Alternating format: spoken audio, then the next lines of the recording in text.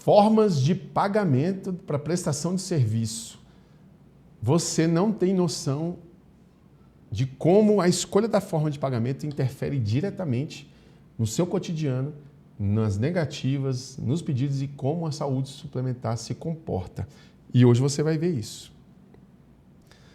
Como eu disse, a forma com que a operadora efetua o custeio do tratamento é de extrema relevância para a forma com que a prestação de serviço será realizada.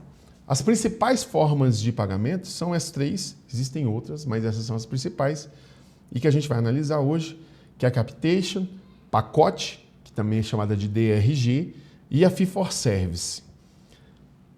A Capitation, que é a primeira que a gente analisa aqui, todas são muito simples de entender e simples de perceber que é abusivo, que está errado. É da seguinte forma: você, Joãozinho, que está aí me acompanhando na aula, ficou doente, precisa de uma cirurgia cardíaca. Você vai para o hospital, o plano fala bem assim, ó, para o Joãozinho tem disponível aqui R$5.000. Vire-se, faça o procedimento dele. Você acha que vai pagar alguma coisa? Vai pagar o gesso que vai fazer, o atendimento do médico, a instalação do hospital? Não vai. Então, essa é uma limitação de atendimento, uma forma de pagamento que limita a amplitude de pagamento e que, sem dúvidas, é abusiva. Então, o conceito dela é o valor fixo por paciente, independente da quantidade de serviços prestados. A vantagem dela é que ela estimula o controle de custos, mas tem alto risco de suboferta de cuidados. Olha, eu tenho R$5.000 para gastar com você aqui, então dá para ficar aqui a primeira hora. Passou da primeira hora, você vai embora para casa. Isso é a suboferta de cuidados, ok? O próximo que tem muito em voga é a filosofia das operadoras de hoje, sem dúvida nenhuma. É o pacote, também conhecido como DRG, e funciona da seguinte forma: consiste num valor fixo pago por procedimentos e itens habitualmente realizados e utilizados em determinado tratamento. Ele estimula o controle de custos, mas desconsidera a particularidade de cada indivíduo. Funciona da seguinte forma: você, Joãozinho, precisa daquela cirurgia que eu falei. Eu vou colocar o meu exemplo, tá? Cirurgia ortognática, a gente vai até ver o exemplo aqui. Cirurgia ortognática. O que é o pacote? A operadora fala o seguinte, olha, todo mundo que tem a mesma doença de você, Marco Aurélio, que é retrognatismo e que precisa de ortognática, precisa ser de 4 placas na maxila, 4 na mandíbula, 1 no mento, parafuso e serra. Pronto, todo mundo precisa só disso. Então eu vou pagar isso aqui e o hospital que se vire para poder fazer a cirurgia. Esse é o pacote. Então ele diz o seguinte, ó, para resolver esse problema, eu estou te dando 39.000, você resolve. Se o profissional quiser utilizar alguma coisa a mais, esses 39 é para pagar todo o tratamento. Ou seja, o DRG, ele pega um grupo de pessoas que tem as mesmas características e fala, olha, se você integrar esse grupo aqui, você tendo as mesmas características, você vai ser submetido a esse procedimento, você vai ser utilizado esses materiais e para isso tem um custo X. Esse é o pacote. Então ele fecha um pacote de tratamento na unidade que vai ser realizada e é aquilo ali. Se ultrapassar, não tem pagamento. Esse aqui é o exemplo que eu trago, né? Que eu dei o meu, da ortognática. Então, o profissional solicita essa quantidade de materiais, então placa para fixação, bisturi para corte, hemostasia para controle de sangramento, serra para corte, broca para um corte em determinada região, broca para outra região, um piezo, membrana para reconstrução, enxerto para reconstrução. Mas, como você foi inserido naquele grupo de pessoas, né, que sempre tem a mesma característica, você vai ser utilizado só isso aqui. Eu vou dar 39.000 e que se resolva. Qual é o problema? Você vai entender qual é o problema e por qual razão que isso aqui é ineficaz. Não do ponto de vista legal, porque do ponto de vista legal a gente vai analisar aqui e você vai ver por que é ilegal. Mas do ponto de vista clínico. Exemplo, eu trouxe a ortognática, então vou usar a ortognática de exemplo. O Colégio Brasileiro de Cirurgia e Traumatologia Bucomaxilofacial é uma autoridade de mais de 60 anos e que fala, olha, aqui a gente entende dessa forma, assim, assim, assado. E ela tem alguns manuais. Lá no manual do Colégio Brasileiro, diz, por exemplo, que se o paciente precisar de um avanço superior a 6 milímetros, é recomendável o uso de enxerto. Para pacientes que vão ser submetidos a procedimento com menos de 6 milímetros de avanço, não há necessidade de enxerto. Cada indivíduo tem a sua demanda, entende? Não dá para colocar o pacote porque eu posso precisar de um avanço de 8 milímetros, enquanto o outro vai precisar de um avanço de 4 milímetros. Ou o outro vai precisar de um de 12 milímetros. Aí sabe aquelas pessoas que têm um queixinho bem retraído, muito para trás, precisa de avanço? Ali pode ter um avanço de 10, 12 milímetros, 15, depende. Aí a operadora quer colocar no pacote esse paciente falando, você participa de um grupo que tem as mesmas características, então a gente vai pagar da mesma forma. Ele desconsidera a particularidade de cada indivíduo. Entendido? Deu para entender? Beleza. Esse aqui é o Fee for Service. Qual é a questão do Fee for Service? Ele é o adotado atualmente e ele funciona da seguinte forma. É o pagamento individualizado por cada ato médico. Lembra dos códigos de procedimento? É aqui que entra cada ato médico.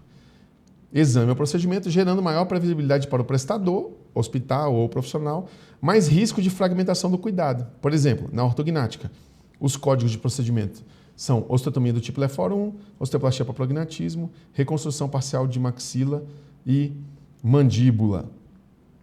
Por que eu coloquei aqui o exemplo do mecânico?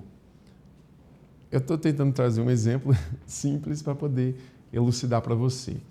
Imagine que você precise trocar o câmbio do seu carro, ok? E o mecânico fala bem assim, olha, preciso trocar o câmbio aqui. E eu cobro R$2.000 para trocar o câmbio. Você vai falar, meu Deus, R$2.000, isso é um absurdo. O que você vai? Você só vai trocar o câmbio, é tirar o câmbio e botar um novo, estou te dando a peça. Aí ele vai falar, não, negativo. Eu vou precisar abrir o motor, vou precisar acessar a embreagem. Está tudo errado, tá? Esse acesso que eu estou falando aqui, não sou mecânico, mas estou dando um exemplo. Eu vou precisar abrir o motor, eu vou precisar abrir a embreagem, abrir o câmbio, desmontar todo o câmbio, montar e vir montando depois a embreagem e depois o câmbio. Então, para ele ter acesso ao câmbio que seria trocado, ele precisa realizar outros tantos procedimentos. Então, por isso, os R$2.000. Eu estou cobrando para retirar o motor, para tirar o câmbio, para tirar a embreagem, para acessar o câmbio. Na medicina é mais ou menos assim. Então, por exemplo, se o profissional vai fazer um avanço de maxila, não dá para fechar um pacote porque o avanço de maxila independe do avanço da mandíbula. O acesso é distinto. A CBHPM, a tabela de CBHPM, fala sobre isso. Sobre distinção de acessos locais. Então, é trabalho para o profissional. O Fee for Service leva em consideração isso. Fala, ok, quantos procedimentos você vai fazer? Olha, eu vou fazer o procedimento tal, que engloba toda a cirurgia. Então, o pagamento adotado é o Fee for Service. Deu para entender? E por qual razão que eu falei da norma que o tratamento adotado a forma de pagamento adotada ela é normativa, ou seja, a conduta é ilegal. O modelo adotado no Brasil segue a Resolução Normativa 424, está previsto lá no artigo 7º. Não está escrito assim, o modelo adotado no Brasil será o Fee for Service, será o pacote. Não, essa é uma interpretação que deve ser extraída da interpretação das normas. Então, olha o que diz o artigo 7º, inciso 1º da RN 424. Cabe ao profissional assistente a prerrogativa de determinar as características, tipo, matéria-prima e dimensões das órteses, próteses, materiais especiais ou PMEs necessárias à execução do procedimento. Então, quando a operadora fala, você vai operar com isso daqui, que já está no pacote, ela está ferindo o artigo 7º, inciso 1º da RN 424. Mais a fundo, ela fere, sabe o quê? A finalidade, a função social do contrato, que está prevista onde? A gente viu na aula anterior. Artigo 1º. Lá no artigo 1º diz que é sem limite financeiro. Entendeu? Não tem limite financeiro a cobertura. Ah, Marco, então se não tem limite financeiro, quer dizer que eu posso cobrar num bisturi R$1 milhão? Óbvio que não. É óbvio que não. Porque a operadora pode falar bem assim, qual é o material que você precisa? Preciso do bisturi do tipo elétrico, com matéria-prima de tungstênio e 3 milímetros. A operadora pode ir no mercado e falar, você quer tipo, dimensão e matéria-prima, não é? Está aqui, eu estou te oferecendo. Entendeu como não tem valor? Não é uma questão de valor, é uma questão realmente de dizer, A operadora não tem o direito de interferir, ela quer reduzir valor, mas ela não tem o direito de interferir, querendo aplicar o seu valor, ferindo o direito do profissional de indicar tipo, dimensão, matéria-prima dos materiais, por uma limitação financeira. Então, o fornecimento de materiais, o custeio de fornecimento de materiais por pacote ou capitation, que não seja o fee for service, é ilegal. E aqui eu digo para você que eu tenho um orgulho muito grande de ter participado disso e eu explico. No ano de 2023, aconteceu a primeira jornada de direito da saúde da Justiça Federal, que abriu espaço para que agentes oferecessem proposta de enunciados, que são ideias a serem adotadas pelo judiciário que serviriam de orientação. E eu ofereci na verdade eu ofereci 3 enunciados, mas só um foi aprovado e que fala sobre os pacotes. E esse aqui foi o enunciado que foi aprovado. Enunciado 19, ele diz o seguinte: cabe ao profissional assistente e não à operadora de plano de saúde a prerrogativa de determinar as características dos materiais e tal. Tá aqui, ó, sendo vedada a imposição de aceitação de listas pré-determinadas, OPME pacote, necessários para o procedimento indicado, ainda que por intermédio de hospitais credenciados. Por que eu bati para acontecer isso? Porque os pacotes, eles são